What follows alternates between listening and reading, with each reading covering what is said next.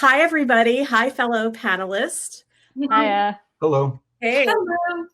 I want to welcome everyone to this session entitled Games to Address National Health Crises. We're here to talk about how games are leveraged in the context of public health and in the context of contending with care issues that we're facing basically in various places throughout the world. My name is Margaret Wallace. I am the moderator for today. I am the co-founder and CEO of a company called Playmatics. And I've also had the great fortune to have worked a lot making games that intersect public health, healthcare, and play. And I'm delighted to be part of this roundtable discussion with these excellent speakers. What I think is really special about this roundtable, just so the audience knows, is that everyone here on this panel has brings into this discussion so many varied and different experiences. And so with that in mind, I've asked the panelists to, if you wouldn't mind, each of you spending a few minutes talking about who you are and describing to us what you focus on for your work and how it relates to the topic. So who wants to kick off with the first introduction? I'm more than happy to go. So my name is Claudia Fernandez. I am an associate director at the Play to Prevent Lab at the Yale Center for Health and Learning Games. I'm also part of the research faculty at the Yale University School of Medicine. What's unique is that I started my career as a middle school teacher and later became a bilingual school counselor. After that, I was part of a leadership team in opening up a Bard High School early college in Newark, New Jersey. Where I oversaw student support services as well as mental health and emotional support services specifically. After 15 years of working with teens, I decided to meet them where they're at. And so I joined the Play to Prevent Lab, delightfully, where we design, develop interventions. We have 4 video games as part of our Play to Prevent platform. The first game we created about 10 years ago. Lynn Feline, the director of the lab, she blazed the way for the team and Play Forward Elm City sexual risk reduction, as well as HIV and STI prevention in youth. We also, and it's available for free upon request, we also have which focuses on smoking and vaping prevention, also available for free on request, and Playtest, which focuses on health advocacy and encouraging teens to use their school-based health centers and get tested for HIV and STIs as a part of their annual. We recently finished evaluation, and my colleague Tyra Pendergrass, whose birthday is today, happy birthday to her. She has been leading the charge and she's in the process of getting the last of our follow-up surveys, which is really, really exciting. Analyzing and evaluating that data very shortly and sharing those. Certainly last but not least, this is very exciting. We were recently funded by NIH and NIDA as part of the HEAL initiative, which is helping to end addiction long-term, where we are developing a game with Shell Games and Health Alliance to target opioid misuse in teens between the ages of 16 and 19. We are currently deep in development, absolutely loving, as well as sometimes pulling our hair out with this, the messy but also fun development process that we're experiencing. So the bulk of what I'll be talking about today will be about Place, the game that's focusing and targeting opioid misuse in teens.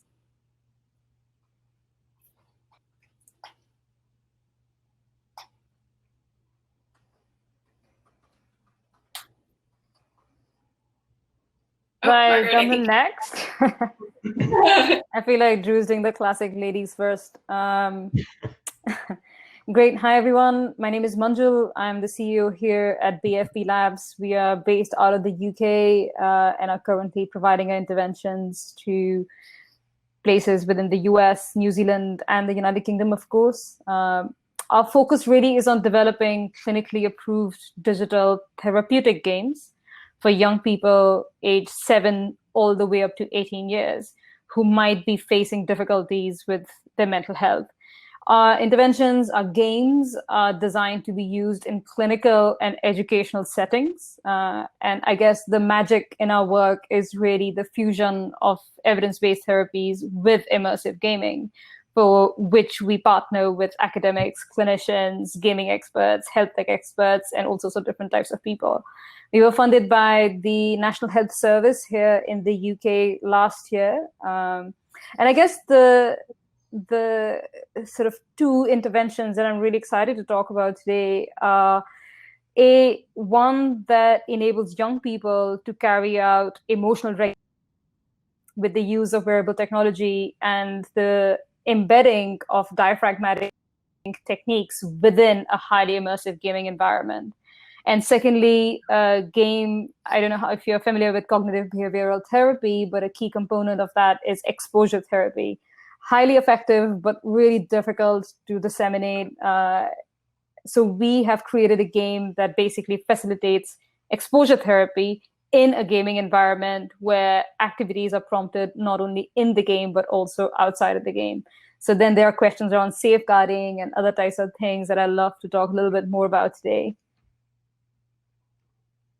Hi, I'm Drew Crecente, and I'm with Jennifer Ann's group, a nonprofit charity focused on the prevention of teen dating violence. And so my primary motivation is on the prevention of relationship violence affecting adolescents. Video games just happen to be what we believe is the most effective approach to engaging, educating, and empowering young people about this important topic. Although we also have traditional outreach programs, video games are where we focus most of our efforts through our program, which is called Gaming Against Violence. When we first began producing these games back in 2008, video games were just another resource for us to try. In the years since, we've learned much more about their effectiveness, not only at engaging young people, but also at persuading them that, for example, the messages they've learned from Hollywood about dating relationships are often not healthy, nor are they acceptable. And so since 2008, we've run an annual game design challenge in which developers from around the world create video games intentionally designed to promote pro-social attitudes about topics like bystander awareness, consent, gaslighting, and healthy relationships. Participating teams are given several months to create these games, and subject matter experts then judge them to select the winners. We then publish these games on a variety of platforms at no cost, with no ads. And since 2008, we have produced over 50 of these small, impactful games. Research showing that these games are effective at changing unhealthy attitudes regarding relationship norms has been published in peer-reviewed journals. We've also been honored to have one of these games recognized at the 2019 Games for Change Awards as a nominee for Most Significant Impact. We have three primary audiences for our games: parents, educators, and young people themselves. For parents, we suggest using the games as a way to initiate a conversation about a sensitive topic that they might otherwise find difficult to approach with their teens.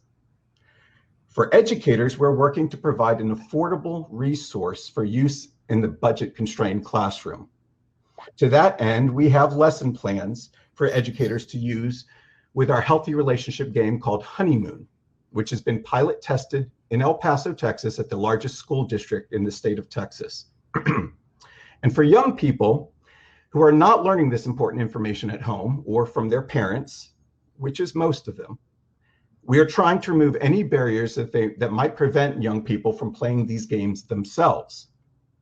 So to do this, we've worked to make them available on multiple platforms so that they can download the games to their smartphones or play them in their web browser. Again, no cost with no advertisements. This year's contest is already underway and has been since February. The finalists have until August 1st to submit their finished games. The theme this year is culture, exploring the role that one's culture has on their beliefs and attitudes about dating and relationships. The first place winning team will receive $10,000. I'm excited to see what these newest games about culture will have to offer. I'm also excited to be here with you today, sharing and discussing our approach to violence prevention through video games, I'm equally excited to learn more about some of the other public health issues being addressed through video games by the other roundtable participants. Again, I'm Drew Crecente with Jennifer Ann's group. Thank you. That's great. Thank you, Drew. And thank you to everyone else for the awesome introduction and also the awesome insight into the various work that you do. So I guess and I wanted to mention, again, this is a roundtable, so don't feel like, please feel free to jump in at any time, or if you have a question you want to ask, please feel free to ask that. And then later on, we'll be taking audience questions from the chat towards the Q&A section of this discussion. So what I was really interested in when we all met the other day to talk about this roundtable is how do you approach game design? So, it's more than just a game, what you're working on. There are these serious criteria that you're looking to achieve within various gaming experience. Can you please give the audience some insights into your design process, and how do you narrow down focus? How do you work with your target audience? Anything you want to share, I think would be super useful. I think, sorry. Go right ahead. Go right ahead. You started first. All right. I wish there was a little hand raised. So our process, our work focuses on teens and young adults. And so our games are built by teens and young adults for teens and young adults.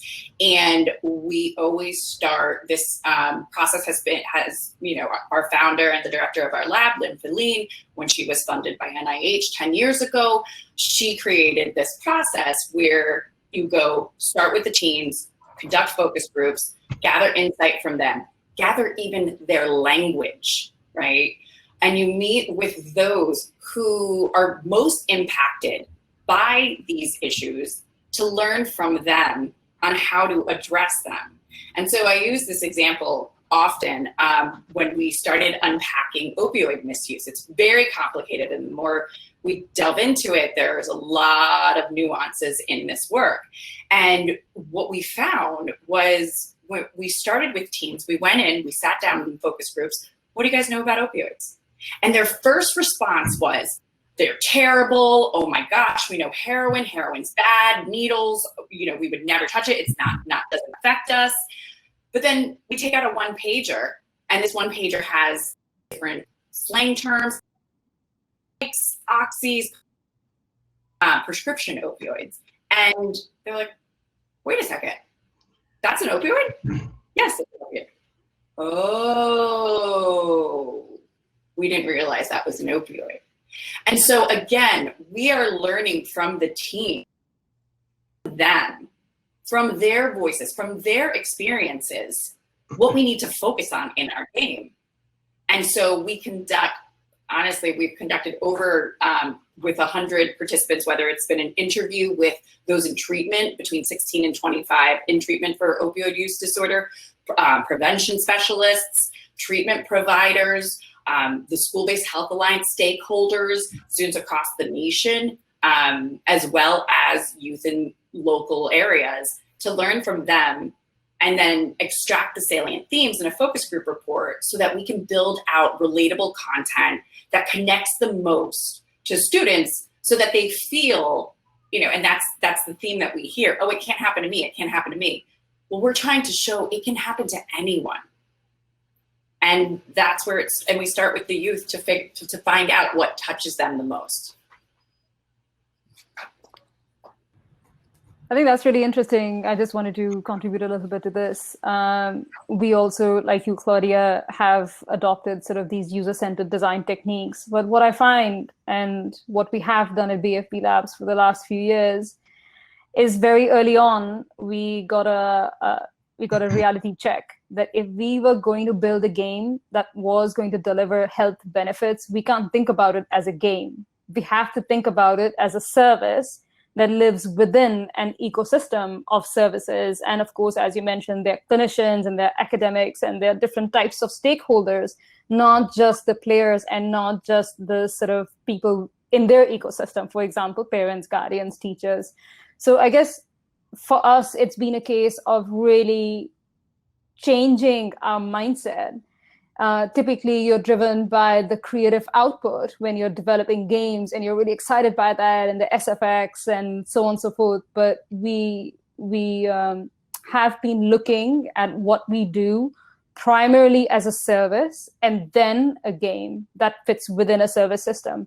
And the way we do this is by fusing the disciplines of user-centered design, game design, and clinical design. So all these three things come together and create a highly complex area of functioning, and I'm sure you've experienced yourself, because the parameters that govern the intervention development aren't just creative in nature. There are lots of other sort of attributes to them. Interesting. And Drew, you sort of previewed some of your design process. Can you tell us more about how that works and some of the surprising ways that you've discovered how to focus on one game genre over another? So I'll say, up front, before the annual contest begins, we do spend a lot of time thinking about what do we want the topic to be this year. Initially, the first several years, it was teen dating violence, and very broad. But since then, we've found different ways to, look at different aspects of it, because there's this kind of broad umbrella of intimate partner violence, IPV, and then focusing on specific aspects of it is something that we found not only is really helpful to us in terms of the message we want to get out to teenagers, but it's also helpful for the designers and developers, because giving them some constraint, I think, allows them or encourages them to be more creative. And along those lines, one of the rules that we've had from day one is all of these video games, none of them can have any on-screen violence at all. That's since day one, that's been the rule. And initially, the reason I had that rule is because I thought probably people would create games that were vigilante style games, and did not want that. I didn't think that was appropriate.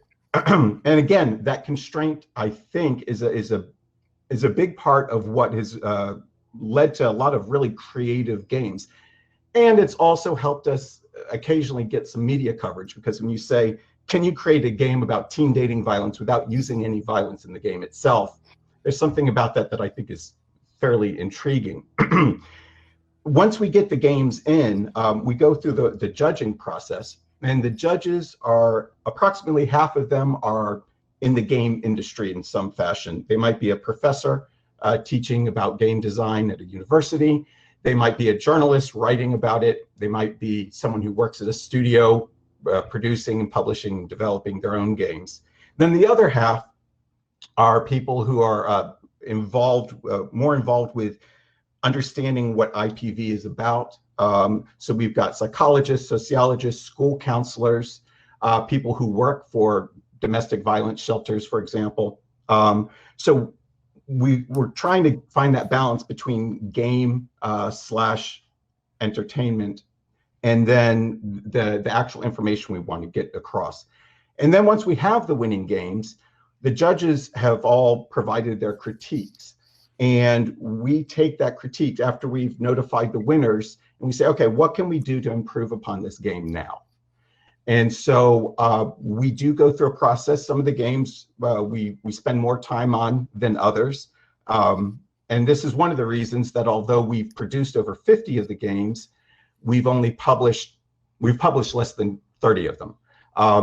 It's primarily a function of the amount of time it takes for us to go back and make some changes or work with the developer to make those changes.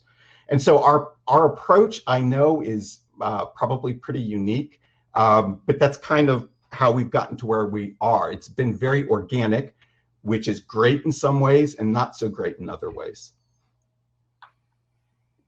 That's great. Did anyone want to jump in? Okay, so that's really interesting. So a couple things came up, lots of things came up when you all gave us some insight into your design process. And I think it's a really unique an amazing challenge to have, creating games that are addressing either a public health concern or some kind of healthcare concern. And how do you interweave clinical desires and outcomes and user experience issues, and then game design? And I know that when I worked in public health before I got into tech in the tobacco industry, we were not supposed to feature cigarettes, or I guess today's case, vaping in games. And I know that Drew just mentioned not showing violence. Do you all have other things that sort of are decisions that are driven like that you can't or won't show on screen that you feel is contrary, or gameplay patterns? Sort of addictive gameplay patterns. Like, how do you fall along those lines with those kinds of design issues when you're making your games and your products? I think there's one that I can talk about, which is to do, I guess, with the amount of time that our audience is obviously young people. They get a lot of slack for playing games too much. Every parent, every teacher has this complaint on their sort of at the fingertips, and they always like to throw that out. So what we've done in our interventions is limit gameplay by 30 to 40 minutes in a single 24-hour cycle. But that conclusion isn't abrupt. The conclusion is very sort of narrative-led, and it feels very natural that, whatever, nighttime in such and such planet, and it's time to go to bed. But that's our way of responding to the concerns of those who are the sort of gatekeepers, who are responsible for providing access to these interventions to young people. Of course, we'd love for young people to play a game a lot, but the gatekeepers have certain queries, they have some concerns. And this is, I guess, one of the ways in which we tackle this, addictive gaming question that comes up all the time. Yeah. It's a great question. And, truthfully, I see it very much like it's an implementation question. We work so closely with schools. We work so closely with the School-Based Health Alliance. I joke that their team is, on my speed dial. We meet regularly. We talk through things. So we always have their lens. We have, in our weekly developmental calls, we have someone on the School-Based Health Alliance on our calls to talk about, the content. Because, I'm a really big believer that not putting sensitive content in doesn't just make it go away, right? But we have to do it very thoughtfully. And you have to do it thoughtfully, as Drew said, like having those experts at the table, and reviewing and looking at things. And in addition, when we roll out our randomized control trial to evaluate, Play Smart, our intention is also to provide supports and services in, it's going to be implemented through the school-based health centers so that there is, if needed. And I say that because in our game, targeting opioid misuse, there's a strong correlation between mental health and substance use in general. And so why would we not go deep into these topics and make sure that teens feel, because what we're hearing is that teens don't know how to access resources. Teens don't necessarily trust the resources that they see because there's a stigma there. And 3, just feeling like they don't know what that first step is. So if we can provide that in the game, some sort of guidelines and stepping stones to that, I think we can help destigmatize and help encourage people to talk more, so people know what they need to do when and is there. And I say that too, with one of our other games, we provided a link to get for playtest. We provided a link to get tested in their local area in the game so that they had that resource and knew where to find testing if they needed to.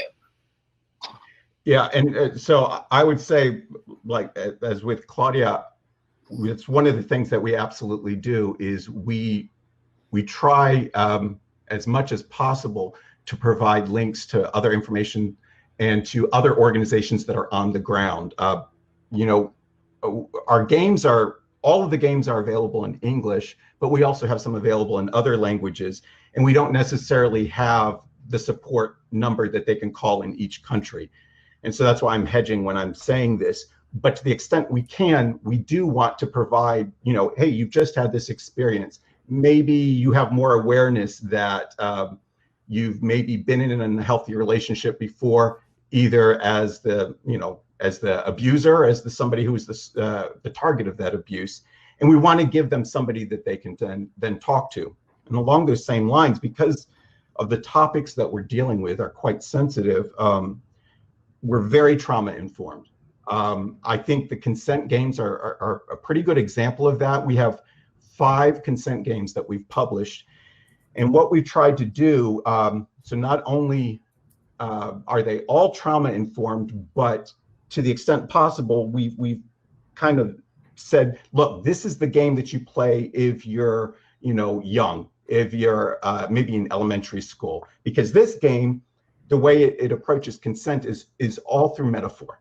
They never say the word sex, for example. But this game on the other end, this is really high school or maybe college age, because we know that there's some very troubling information in this game. And in fact, in that game, that consent game, we have an option to actually bypass some of the more potentially troubling content. I mean, again, we're talking about consent, and when we're talking about that most mature of the games, we can't really dodge the subject completely. But we try as best as possible to really be very trauma informed and be very aware that some people have really been exposed to this information in a very, very harmful way already, and don't want to harm them any more than they already have been. Sorry, I thought that was really interesting too, and something that I think might be of benefit to listeners now is to tackle a unexpected point of crisis that a young person or a player might experience in our interventions. We have an automated SMSing system, which sends a automated SMS to a guardian or a parent or a trusted adult that the young person would have appointed to start with. So that if the child goes in crisis, if the player goes in crisis for any which reason, often they are facing mental health difficulties anyway. And if you're trying to, you know, present them with the very fears that they become anxious of, there's a high chance, a high probability that moment might arise. So we've kind of used some technology there to ensure that there's a go-to place, there's a go-to person who gets an SMS, who gets an alert, a notification. And we also learned that parents don't actually check emails as much as I guess others do. So SMSing really seemed to be the best option here. But that's one way of dealing with the sort of arising of crisis as a result of using our interventions. Yeah. And so is that something that the player has to, they have to click a button, for example, or does the game somehow know that they're in a bad spot? So there are 2 points. One, if a young person's anxious expectations have increased beyond a certain limit, then the SMS gets fired automatically. And secondly, if the player presses on, let's say, the run button or the exit button, then the first option is, oh no. Oops. Oh no. Oh boy. Okay, so I'm going to keep talking because until Manjul comes back. Okay. May I add a point to what she was saying? Yes, cliffhanger. Yes, please do, Claudia. That's fascinating, and I think it's great, and I think it speaks to again the benefits and value of games. There are these 2 aspects and elements that can provide benefits. And one is what Manjul is talking about. But then the other piece too, and something that we do in our game, is we really try to infuse a call to action in the game where you feel like, especially during adolescence, when autonomy is very important, when you're developing your voice is there, maybe, developing is the wrong word, you're using your voice. And so, that call to action is that a call to action to find a trusted adult? Is it a call to action to make an appointment with a mental health provider and find a fit? Is that a call to action to, find coping strategies that would work for you? And so these are things that, going back to what Manjul was saying, it's a two-pronged approach that can provide so much added value and benefits to support the player and encourage, just the safety of the player as well. Absolutely. Drew, did you have any more you wanted to add to that? Well, I wanted to tell Manjul how great that sounded. that really is. I'm listening. Sorry. Sorry, guys. Did you want to finish what you were thinking? Because we kept the thread going. Did you want to complete? So I could hear you. That's the irony. I could hear you, and I'm glad that the conversation, kind of went that way. It was great. I listened in, so I'm good. That's awesome. And, it's interesting. The games industry in general is trying to deal with this sort of how to intervene with players who may be in a crisis just in general. And there are, as you well know, all sorts of solutions ranging from sort of that, tap for help to using natural language processing to try to pick up keywords. But we're so far away from where we could possibly go with that. And on that front, I wanted to ask, since we are talking about your players, so as you know, games have become probably one of the most pervasive forms of entertainment in the world. Games eclipse, box office proceeds, and kids are either playing Fortnite or watching streams or playing on the mobile. So first of all, can you please share what platforms you primarily focus on? And also, do you find that your players can differentiate what they're supposed to get out of a Fortnite or what's desired for them in terms of the user experience to what you're building? And do you feel that you're in competition with the Fortnites of the world for your players' attention?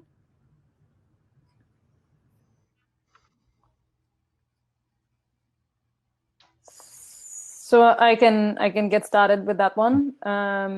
Thanks, Margaret. I guess the first question around platforms, because we are developing what is first and foremost a health tech intervention or interventions, and which happen to be games, as Drew was saying earlier. We make sure that our interventions are available via the most accessible channels, which is essentially the app stores. So the Android App Store, the Apple Store. In a lot of instances, people have started creating web apps to start with, to prototype a concept, to figure out whether that's working or not working, which is a great way to provide something that is highly accessible in a way which is easy as well. What we also find is because of the sensitive nature of our target audiences, a child age 6 or 7 will not really have the necessary capabilities to be able to completely own their mobile device and have complete ownership of when they connect to Wi-Fi, what they see on that mobile device. It is often guarded by parents. So for us, getting that guardian on board is almost kind of step one. So first you have the gatekeepers, then you have the guardians and the parents, and then you get the young people, which almost kind of touches on the last point that we were talking about, that then that means that there is almost a point of engagement, a touch point that we have to create and optimize that opportunity to encourage the guardian to understand how to download an app from an app store, how to use a health tech intervention, which is what they're accessing through this. Your second question was around competition with more sort of commercial games. And BFB Labs has had an interesting journey. We were B2C to start with. We wanted to get our games in the hands of as many young people around the world as possible. Within the first year, we realized that we were competing exactly with the likes of Fortnite, who have multi-million pounds budgets to kind of push for marketing and so on and so forth. So we started to pivot and we started to look at specifically the health and education sectors. So I think there is that competition, but I think your identity, your game's identity, your intervention's identity needs to be super clear. The claim set that you're making. So our claim set is that we deliver resilience building skills through our interventions that can help young people who are experiencing stress, frustration, depression, anxiety, pain, asthma. What are your claim sets? Because those claim sets are not the claims delivered by the likes of Fortnite. You can't necessarily win against a 300 strong team, that is at work in most of these sort of large game studios. But what you can do is differentiate yourself with exactly the therapeutic benefit you're able to deliver. So I think that sort of shift in our own identity over the last few years is something that has really helped us distinguish ourselves. We're not competing with you. We know you exist. We're not one of you. We are something else. We sit in a category of our own. It's interesting you say that, because that's absolutely what I've been from day one. As I said, my focus is on the prevention of this form of violence. And I've actually gone just a little bit in the other direction, because I've always, here's a new game about bystander awareness. Here's a new game about consent. I've only published one of our games about gaslighting so far. We have 4 games from the gaslighting competition, and I've only published one so far. And I did it right before Christmas. Everything was very quiet everywhere, I guess, because I released it without a lot of fanfare. And what I decided was I wasn't going to even talk about gaslighting in the marketing materials. Instead, this is a really quirky, kind of funky game that all takes place in somebody's dream. And so the focus on this game, all the marketing, I just basically said, where do your dreams take you? And I included this really quirky, fun imagery that's already in the game. And I was really surprised to find that this game got a lot of attention. My marketing budget is pretty much this. I don't have money really like that. And so for this game to take off and for a blogger to write about it, and then for us to win a small game jam that somebody was hosting, and then the game itself was featured at a conference that had like 30,000 people attending it. I was really surprised to see how, by kind of ducking the serious aspect of the game, I was able to engage a lot more young people. And this could have just been a coincidence. It could have been the timing and it was luck. I don't know. But it's interesting because I never expected to go that direction, because we can't compete with Fortnite. And I have no interest in doing that. But at the same time, by kind of hiding the serious aspect of the game, I do feel like people who are maybe on their winter break from school or maybe a little more interested in trying this game that just seemed quirky rather than a game with a message. I think that's super interesting. So I just wanted to make one quick point there. I think it also depends on like what your impact expectations are. So we wanted to reach millions, and I think where you started, you were probably a lot more modest than we were, and a bit more realistic.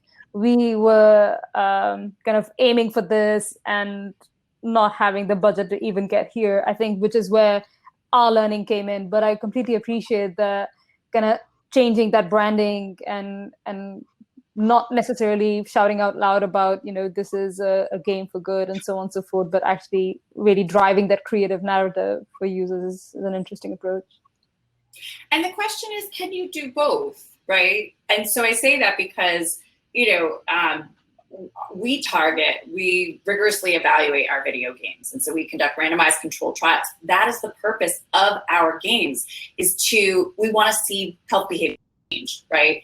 And usually when we do a prototype, preliminary efficacy of, belief, knowledge, attitudes, intentions have been shifted, right? Because we know that if those are shifted, later on with prevention research, you can, ideally see some shifts in behavior.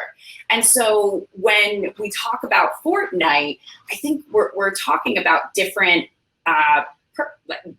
goals for each.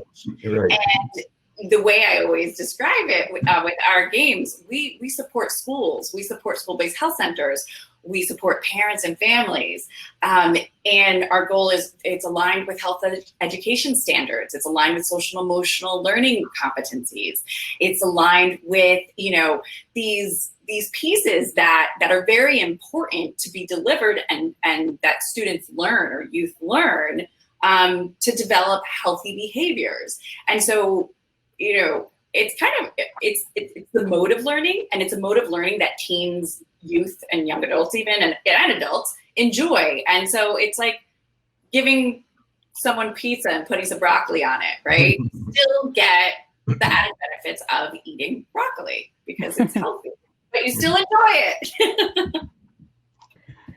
Well, totally. And I just wanted to present to you a final question. But before I do that, I wanted to let those in the audience know that we'll be taking some questions in chat pretty much starting now. And I already see a lot of lively discussion happening in the chat around whether we are competing with Fortnite or we're not, and the peer sort of network that brings audiences to one title versus another. So thank you for that great discussion. And so I sort of wanted to wrap up my final question and then look for audience questions to present to you.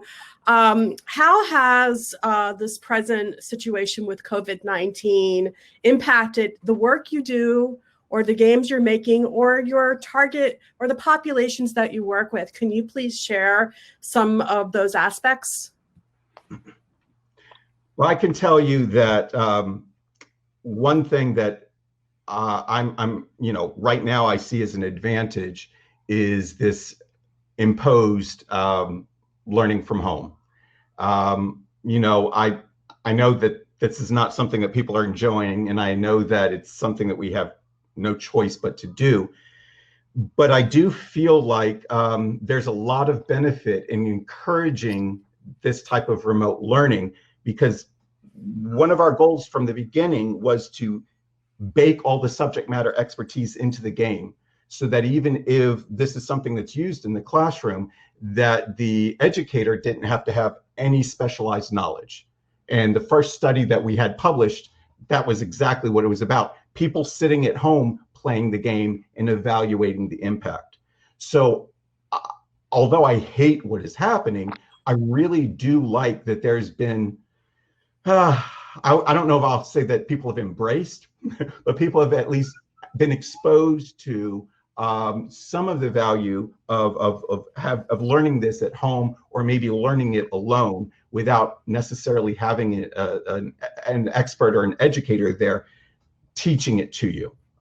So that's been one impact. And a smaller impact, this year's contest, we've had to move the dates around a little bit because some of the teams have been impacted by COVID-19 personally, or other people in their lives. But I am hopeful that this will all be improving, and that we'll see greater acceptance and adoption of these kind of serious type of games as a result of this. Yeah, and I can speak to, similar to what Drew was saying, there's a need right now. There's a need, and we're in a unique position, all of us, to provide our games to schools, to teams. One is, sheltering at home, or at least, practicing physical distancing. And so, we, as a former educator, seeing what happened in schools, and how I tip my hat to all educators within 2 weeks, they transitioned to online learning. Our entire lab, we were all hands on deck. Whatever you need, let us know. How can we support you? And as of this week, we've given out, or we've offered, or we've had over 160,000 user ID requests. So there's a need, and there's a desire, and that's with our smoking and vaping games, Smokescreen. So we're trying to just say, hey, you need something for your kids to play for a few hours? Here you go. Don't hesitate to ask. This is a free resource. Play Forward is a free resource. Please use it. With regard to our research, I tip my hat again to all of our school partners. We have a really close bond and connection to our schools, those who work inside schools. Our lab is successful because and with them. And so they, we reached out immediately. Is there anything you need from us? What can we do? Please let us know. And granted, they were busy working on what they needed to work on. But we knew that was something that we knew not to support them, and more than anything. And so we transitioned our focus groups, our remaining focus groups, to Zoom. So we had Zoom focus groups instead. And now we're going to continue working with the schools to determine appropriate steps for our pilot testing and for, thinking down the line if we need to, how we need to conduct a randomized control trial. So these are things that, but again, we're in partnership with the schools, having honest and open conversations about how we can support and not place another burden on them, because they are already, facing really difficult challenges and decisions that have to be made. That's great. Thank you so much. And so so Steph Chow has a question. What kinds of metrics do your games use to measure success of a changing behavior? And earlier, and that sort of mirrors what Carla Brown said earlier around her interest, or Carla's interest in linking in-game behaviors to real-world health behaviors. So metrics and behaviors, I guess. Sure, I could get started on that. Thanks for the question, whoever asked this. I guess with us, what we try to do is we have an embedded evaluation system, which basically means we have a progress data platform for authorized professionals, so clinicians and educators who want to see engagement analytics and any other sort of therapeutic analytics coming from the game in a secure platform. We are able to present that 24/7 instantly. And this is basically an online platform which is secure. But I guess the real sort of, juice in this discussion is exactly what are we capturing? So of course, when it comes to engagement, there are the classic sort of, usability analytics, how many young people are playing, how often are they playing, how long are they playing for, if they're dropping off, what is the point of drop off?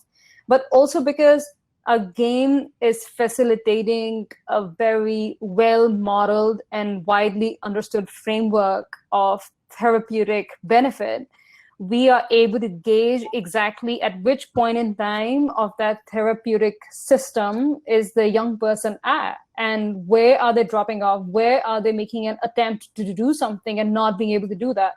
We also use, and again, this is where the clinical design side of thing comes in. So Claudia, I'm sure you're familiar with some of the sort of, therapeutic scales that people use. And in the case of anxiety, there are things like ARCADS and SPENS and so many other things that are universally identified by clinicians and academics and health experts. We've fused those into the game. And we also have this SMSing system with the parents where we are able to capture baseline data. So when a young person starts playing a game, we capture that baseline data and then continue to build on it. So the young person themselves is able to very easily and within the game narrative, so without it suddenly become very clinical and clunky, they are able to respond to certain questions that we pose to them, disguised as a a funky rating system which is stuck on a satellite, for example. But I guess the real magic here is not what you're asking, but how are you asking those questions? Because the whole point of it being a game is that it is interactive, it's juicy, it's fun. The young person doesn't feel like patronized by a clinician that they've never met in their life, who's asking them these really complex things. So I guess for us, that has been more of the challenge rather than figuring exactly which metrics, because the clinicians will tell you that. I'm sorry. Please. I would just say quickly, our games track nothing. But what we have done in the study that we did ourselves and then the third-party study, we have measured things, and basically using scales like rape myth acceptance and teen dating violence scales that have already been validated, having them, answer these scales, then play the game, and then go through the scales again and looking for the difference, and then comparing that to those who played the control game. But that's specifically just when we've done the research, in part because we're not in a position really to embed any of this tracking information in the games. We simply don't have the resources. And then also I'm just very particularly sensitive to ensuring that there's nothing like that happening in these games. Because for those young people who want to maybe engage with the games on their own, I don't want them to worry what information, if any, might be captured about them. That's really everything. That's so fascinating. And I'm going to, just to the audience, I'm going to try to get through every question. I'm really enthusiastic about all the questions that you're asking. This question comes from, I hope I'm pronouncing your name correctly, Shell Leachy. So thank you for hosting this session in terms of addressing health crises involving teens, such as dating violence and opioid use disorder, for example. Do you also include content geared towards parents? What's the best way to include parents in these games that can help them support teens? And how do you approach treatment options in terms of balancing autonomy versus necessity, inpatient rehabilitation, for example? Great question. I will start with the first part of that question, because I was definitely drawn to it, and it's something that we as a team have discussed at length. Especially at this age, communication skills with a parent or guardian is so important. And so we are currently submitting a supplement to pursue and explore, this idea. However, we also, in our games, focus on the family. And we've played around with different ideas on how to engage a parent or guardian. Again, really enhancing those communication skills, because part of that is, you can do all the work inside this game, and then if you go out and some of those skills are not being supported or practiced at home, it could be challenging. And so trying to, get a parent or guardian on board to practice those skills as well, together with the teen. And so that's something that we've played along with. It's very, very, very important. So thank you for asking that question, because it is something that we are chewing on and thinking of creative ways outside of just storylines that have, family involved. Yeah, we don't have a lot of supplemental materials yet. We do have lesson plans for one of our games, Honeymoon, and we have just recently created a parent guide for one of our consent games. It's a consent game that's it's the one that's all metaphor, so it's appropriate for all ages. And working with somebody who's gone and created that parent guide, but I've not released it yet. I still have to work on that a little bit more. But that's a big part of what we're wanting to do, is because we know that many of these topics are topics that, if the parents are aware of, they know that it's something that they'd like to approach their teen about, but aren't necessarily very comfortable doing so, or aren't sure how to go about doing it. And I just would think of myself when I was a kid, what was I willing to talk to my parents or my teachers about? And that's informed a lot of what we've done, because I just really I wasn't the kind of kid who's very willing to talk to my parents about these sensitive topics.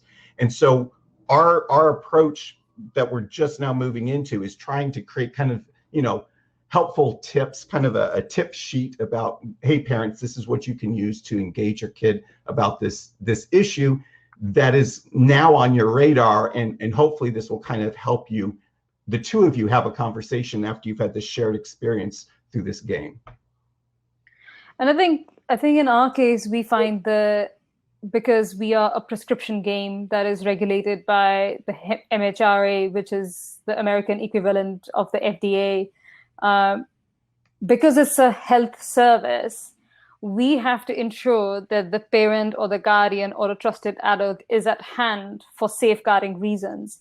And this isn't us trying to be very uncreative and clunky. This is basically government regulation, so we have to adhere to it. But I guess what we have found is that we need to have a direct channel of constant communication with parents, be it with regards to providing us with baseline data, completing surveys, giving us consent, accepting privacy terms and conditions, to the point where they have to support their young person in perhaps achieving some of the things that they have to do in the game.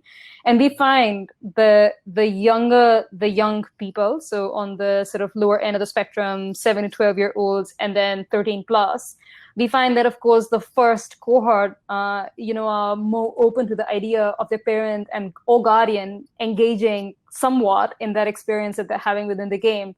But mind you, 13 years on, no way, Jose. There's no way that a child will allow for a guardian to intrude their private gaming experience. So I guess that's where things do get tricky. But in the UK or in Europe, for that matter, under the age of 16, there are strict guidelines that we have to adhere to. So I guess where it becomes really challenging is that how do we continue to be a clinically approved health service? And at what point do we broker, I guess, our position of being a immersive game provider as well?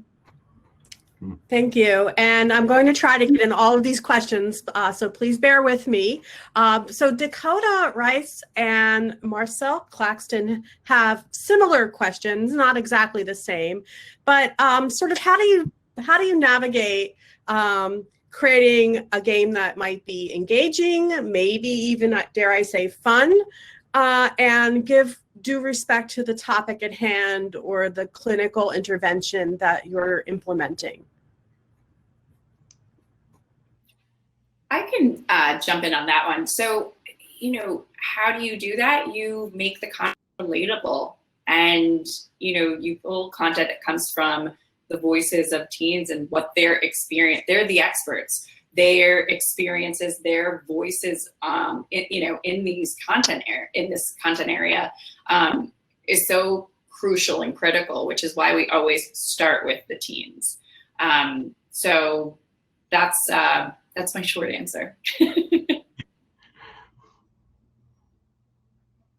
Great, and so here's a different question from Mark Almanzor. Again, I hope I pronounced your name correctly, Mark. How do you feel about reaching out to streamers? Have you had any interaction with streamers to see if they will talk about your game or play your game? So there's somebody that I've gotten to know who she has a YouTube channel and following. She does some live streaming, but a lot of it's more like a let's play. And we have done that with one or two of our games. But I'll say that, our games, I mean, they're very heavily narrative based, not all of them, but at least 3/4 of them are. And so, I mean, it's kind of a mixed bag. Sometimes that works well, especially like the recent gaslighting game called Lamplight Hollow. It has a lot of like kind of dad jokes and kind of make you groan puns. I think that would be fun with that. But again, the story, for the most part, is kind of going one place. I mean, you can explore more after you finish the game, but our games aren't necessarily really a good fit for that. But I love the idea of doing it just so that we can engage more people and expose them to the information. That's great. Thank you. And so I'm going to do a little combining of questions now, and anyone who wants to take it can answer, because we are wrapping up for the last few precious minutes of this roundtable. So Alex Pereira says, I worked with hospitalized children. I mean, how do you know in general whether to recommend your game or a game to kids? And then within that context, or for your target player as well. And then Dick Wolf asks, how do you do this, especially in the context of when there's a lot of misinformation around various topics or themes? So kind of a two-parter that I smushed together. I can get started with that. So I think the first thing is identifying where do these apps or games sit. are these prescription apps or games, or are they like Headspace? Headspace is a great app. It's for mental health, and it helps you sort of overcome stress and frustration and anxiety, but it does not make any clinical claims whatsoever. So I guess the big question is by the MHRA, by the FDA, any other drug or pill or intervention would be approved.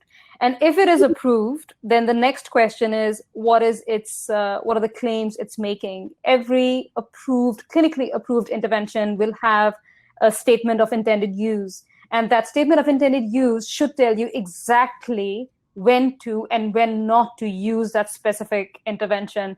It will tell you when and with what diagnoses should a young person or a player, for that matter, be able to access that particular intervention. So I think that's quite a simple answer in terms of prescription play.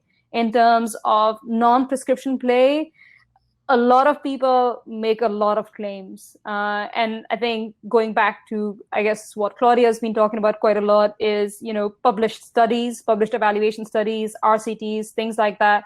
Who has done the RCT, which are the kind of key organizations leading on that? Because anybody can publish something. ResearchGate is a very kind platform. It accepts contributions from everybody all over the world. But then there are those institutions and those teams that are doing really robust, rigorous work. So I think it is about understanding what is the evidence base behind something before you start using, charcoal cream on your face, for example. I wanted to add for that second question, and thank you, Manjul. That was, perfectly said. And so with the other question about education and misinformation, I just wanted to address that one really quickly. So there are two things that I'm thinking about. One, addressing misinformation is it's educating oneself in that process. And number two, there's also a skill there. And the skill is being able to, especially given the many social media platforms that there are currently, where people, are posting different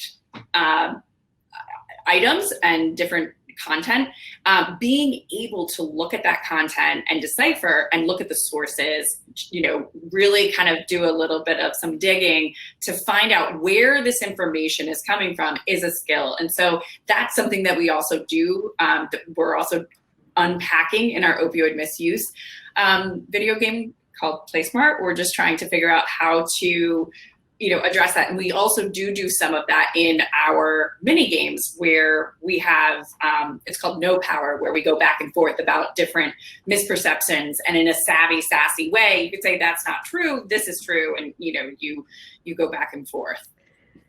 And I think we have to wrap it up. Jamie Bankhead Manjul asked if you had to get approval through MHRA for all of your games for NHS, so a very NHS specific.